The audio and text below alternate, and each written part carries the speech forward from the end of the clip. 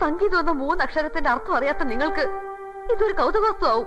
പണം കൊണ്ട് കോവിലകം വാങ്ങാം, ഹാർമോണിയം വാങ്ങാം, വിലക്ക് കിട്ടാത്ത പലതും ഉണ്ട് നാട്ടില്. അതിൽ ഏറ്റവും വലുത് ജന്മസിദ്ധമായിട്ട് കിട്ടുന്ന കഴിവുകളാണ്.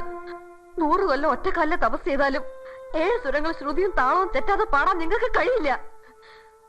ആ ബോധം ഉണ്ടാവണ കാലത്ത് കുറ്റബോധം തോന്നും.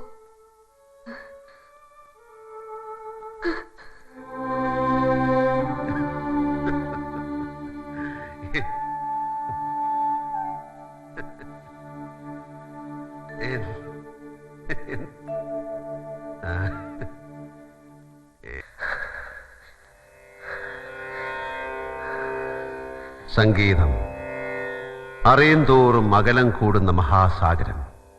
അലഞ്ഞിട്ടുണ്ട് അതും തേടി. നിലാവിൽ യമുനയുടെ കരയിൽ നക്ഷത്രമെണ്ണിക്കിടന്നവന് ഒരു വെളിപാടുണ്ടാകുന്നു. എന്താ ഗ്വാളിയറിലേക്ക് വെച്ച് പിടിക്കാൻ? എന്തിനാ? ഹിന്ദുസ്ഥാനി സംഗീതം പഠിക്കണം. ഗ്വാളിയർ ഖരാന മാജിക് പീകോക്കിനെ കുറിച്ചറിയാൻ ചെന്നുപെട്ടത് ഒരു പഴയ സിംഹത്തിന്റെ മടയിൽ. ഉസ്താദ് ബാദുഷാ ഖാൻ.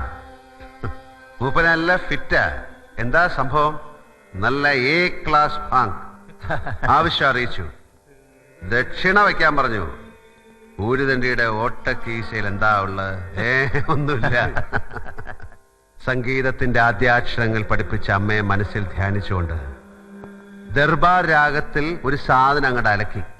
പാടി മുഴുവിക്കാൻ വിട്ടില്ല. ഇങ്ങനെ അങ്ങോട്ട് ചേർത്തങ്ങോട്ട് പിടിച്ചു. ഉസ്താദ് ഫ്ലാറ്റ്. പിന്നെ ഹൃദയത്തിൽ സംഗീതവും സിരകളിൽ ഭാംഗമായി കാലം ഒരുപാട്. ഒടുവിൽ ഒരു നാൾ ഗുരുവിന്റെ ഖബറിൽ ഒരു പിടി പച്ചമണ്ണ് വാരിയിട്ട് യാത്ര തുടർന്നു.